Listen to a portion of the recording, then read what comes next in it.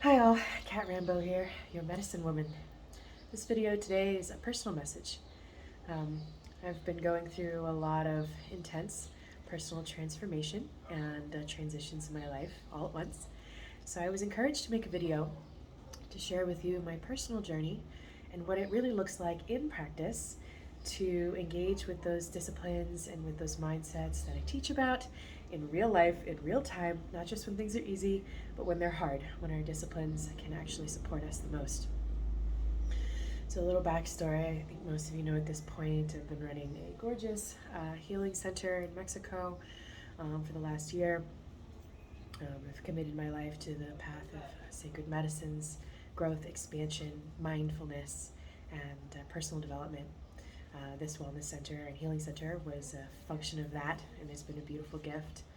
Um, my partner recently just had back surgery. Which was hard for us all. She requires a lot of care, and will be basically unable to move, get in a car, wash her own butt for about 3 months. And less than 1 week after that, we were surprised, told that the building that we're in, our facility, has been sold, that we have to move in weeks. And this obviously came as a big shock to us, especially considering I had just, that same very week, dumped all the money I had left into an amazing marketing and media reboot. If you want to know anyone who's in tech and social media, I'll send you a link to my genius. She's brilliant. She flew out here to Mexico to help me reorganize my team, our media, our web, our advertising, all of it, to find out literally less than 1 week later that it was all for naught. And then, of course, to top it all off, I got COVID, and it's kicking my ass. So the short story is, sometimes it feels like everything is falling apart. I now have, in a very short amount of time, no money, no home, no business, uh, a partner who can't really support me right now, a crushing realization that I cannot support my partner right now, no way to make money, and so I had to turn to my inner work and my inner disciplines, because when the world on the outside it looks a little rough, it's the world on the inside that is calling.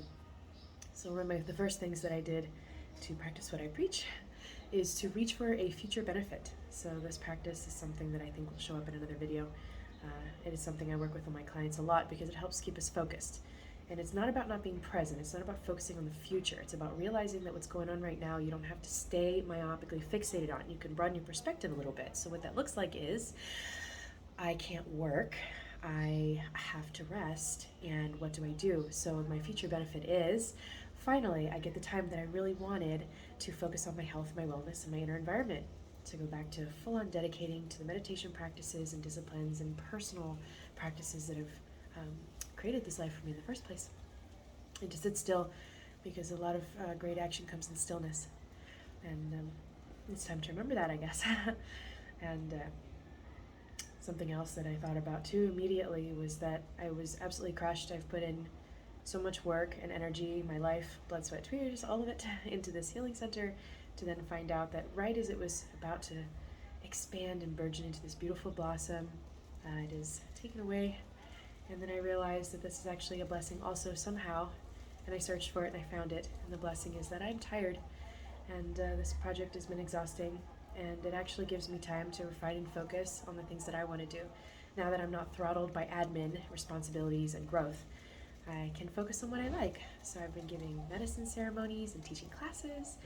And sometimes things just line up for you. I realized when I got COVID, well, now I can't do medicine ceremonies, and how do I teach classes? I really need to get my ass online, finally. And sure enough, someone sent me a message saying, hey, I've got this platform startup that helps teachers teach online classes without all the pain in the ass of the upstart of the classes. And so I thought, yes, there's a sign for me, right? So I've now got my classes online, which is great. I have a dream work class coming up. It's a 2-hour workshop. And I put them all online for super cheap because I want to share and I want to give and I want to practice with this new platform. So I'm going to put some links down there in case you want to find them. And also a modern meditation methods class. We all say lots of things about meditation, about how we can't do it, how it's not for us, how that's not possible. But it's just because we're using outdated methods and we need to modernize a little bit and try something new and get excited about it again, because I'm pretty sure at this point we all know the benefits. So I've been spending a lot of time with that as well. And I feel from this new perspective, I've had some time to sit and be in peace. And peace and freedom come from perspective. And if I were to just sit here and be angry and bitter about what has been done to me, then what clarity could I gain moving forward? But I know that this is a gift for me. And in the moment that I stopped having 500 million zillion things in my head of all the shit I had to do, I suddenly realized that low level lying soup of panic that I've been floating in for so long, and it started to come up. And the practice there are other videos about this as well, is about observation, not engaging with the emotions, just letting them be, letting them flow, sitting and staring and just watching them, not judging them, not considering them. And oh boy, emotions, memories, stories, experiences from my whole life started coming up, and wow, quite a journey. But with a little bit of grace, it didn't last very long. I prayed and I begged for help and I begged for peace, and I remembered what it is that I teach, and I remember the disciplines, and then in that space rose up also so much love and encouragement from around me, but only once I decided to give that to myself, and to take care of myself, give myself a hug and say, yes, I love you. I wrote myself a list of some self-care things to do during this time of the plague. And then, of course, to top it all off, I decided to have a very forceful new moon cycle, which was great. I feel the cleansing energy all around. And I read this horoscope that told me that it's a very specific horoscope. It said to write myself a 3-month plan that I would be having a change in occupation and purpose. And if my purpose right now is not to serve others, it is to serve myself, and this is truly a deep change. And if my occupation is not to be running a healing center, then it is truly a deep change. And I'm always so committed to everything that I do, but I also always have a plan. And so I sat and I stared, and the horoscope told me, write your 3-month plan, write your 6-month plan. Very specific horoscope. And I couldn't write it. I sat and I stared and I thought about it, and I had all these ideas, suggestions from friends and loved ones, and things that had come up that I had thought about a long time ago, and birds are singing. And I knew all the things that I could do and what I should do and what's next and what I'm clearly being led into. And online classes, for example, is very exciting. It's been years. Finally, it's going to happen, guys. And it's happening now, yes. And then I went to write, and I couldn't write anything. And I thought, well, that's very peculiar. I must just be really spacey. I feel like I'm struggling clicking some brain cells together right now with this virus-addled mind of mine. And so I thought, okay, well, I'll just go rest on it. I'll dream on it. And I did. I dreamed on it, and I woke up and had all these ideas, and I went to write it, and I just couldn't write it. I couldn't put pen to paper. I wrote a 3-month plan across the top of the page, and nothing happened. It was very strange, yet again. So I said to myself, okay, I will go and do a visualization, because I'll do a visual meditation, and then I'll see it written out there, and maybe what I'm missing is that I need some inner inspiration, and that'll come up in this visual of me writing it on paper. So I did, and I saw it so clearly. I wrote only one word, God, across the page, little quotes, period, done. That's it. That was the whole thing. And I thought to myself, well, what's bugger that? What does that mean? I have all these ideas. I can teach classes at a school. I have a degree. I can, I can teach online classes. I can develop this web program. I can start doing programs around my area. All this is good. Obviously, once I'm negative test with COVID. And then I realized that maybe I was overthinking it, and maybe that really was my answer. There was a time in my life when I thought I lost everything. Partner, career, car, home, all of it. And what I discovered in taking a moment to say, I give up, I'm done fighting, I'm just gonna rest right now and see what happens, that my whole life instantly swirled up in front of me in the most amazing way. Work, love, life, all of it. And a new direction, and it was so rewarding, the experience, that now I feel like I'm practiced and can more gracefully handle a transformation like this, which is why I feel like I can teach transformation because I have been through it. And whenever you look your tax litigation accountant father in the face and said, Daddy, I'm dropping my career in finance and I'm going to go work as a medicine woman. And he looked at me and he said, you're going to what? Okay, good job, kid. There's when the world around you says, you can't do that, your answer is, but I must. And so you have to follow that heart. And being so focused on my plans, my mind, the right thing, the correct thing, the best thing to do all the time left me uninspired. And following Life of Inspiration has given me everything. And I know that this process is also part of that story. So today I got up and I wrote God on my 3 month plan. And my lovely friend Sandra texted me. She's been such a light in my life. And she said to me, it sounds very complete actually, but you just need to add 3 more letters. So, 4 more letters. So today, self-empowerment, guys, goddess. 3 month plan, goddess. Follow spirit. Know that inner resource is always there. Know that you are never without. That you cannot think that you are missing anything. And also still be attracting and creating abundance and joy and love. And in the process of deep reflection, I feel myself in a very strange and wonderful space, this empty void, not of proactive manifestation creation energy, but neither of simply sitting and receiving energy. Something a little bit of both and neither at the same time. And I feel very at peace. And I know that everything is in right alignment, everything is right on time, even if it feels at first blush like it's not. The tools that we use, the mindsets that we condition ourselves for, and the way that we mind our perspectives and our mindset is what gives us that peace and that grace and that freedom to just be okay no matter what. I can honestly say that from the outside, my life probably looks like a total cluster, guys.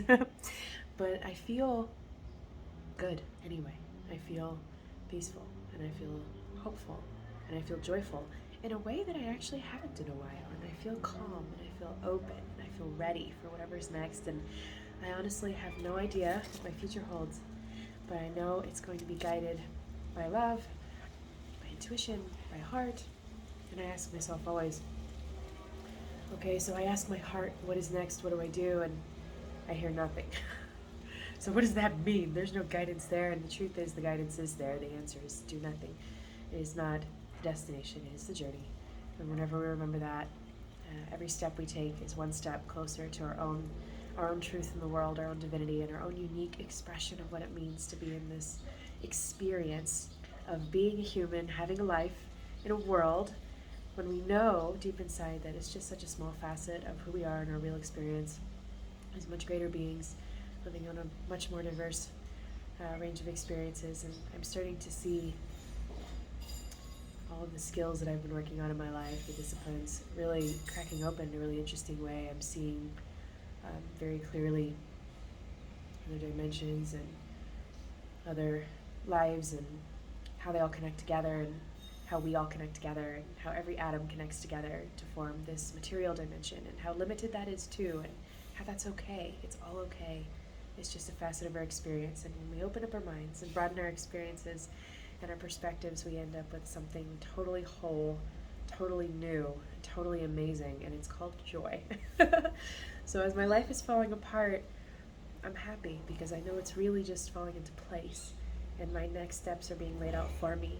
And I felt like very out of control, but I also knew that that meant that it was all being done for me. I didn't have to make any hard choices anymore. They were being made for me, and all I had to do was go with the flow, get in the boat, and let the current carry me downstream. And we're going someplace beautiful. I think that's about it. The realizations have been coming like a rain in a storm, just falling constantly over me and through me, and I feel a little bit overwhelmed by them at times, but also very much in deep realization. I feel like some things are simple, like, wow, I have a really hard time being taken care of. I do not know how to receive care. I feel very awkward and strange and sketchy about it. And I also think maybe this is the reason sometimes I have a hard time saying yes to money, that I can just be receiving, and that's okay. And I can receive love and guidance and money and care and soup and all the things that we need in life to feel loved and cared for and whole, and it's okay to be cared for sometimes. And I know some of you out there are caregivers, and that's a very hard pill to swallow. Trust me, I know it well. But I've also seen how it's all connected, and to say yes to please heat me up some soup, someone, is also to say yes to all kinds of other abundance and love in life.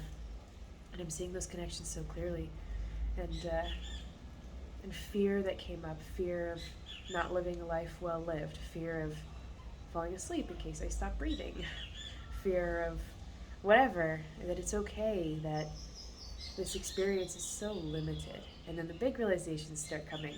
This experience is so limited, and yet so full of possibility. We're here to experience every dimension of our one self, the one source. And this is just a little part of that story, and I can choose how to experience it. And I'm seeing suddenly so many other dimensions, and it's beautiful. And it's sometimes it's hard, and sometimes it's easy, and sometimes it's fun, but it's all worthwhile. It's all a facet of the wholeness, of the richness of experience in general, and it gives us an opportunity to really grow in that. And I kept seeing this vision of myself going into a box, sort of gray and flickery, and then coming out being all glowy and radiant. And I feel very much in the box. But a caterpillar turns into soup before it becomes a butterfly, and I definitely feel like soup. But soup is nourishing, so I'm reorganizing, restructuring, and I'm letting it being done for me. I'm sitting in prayer, I'm doing a lot of self-care.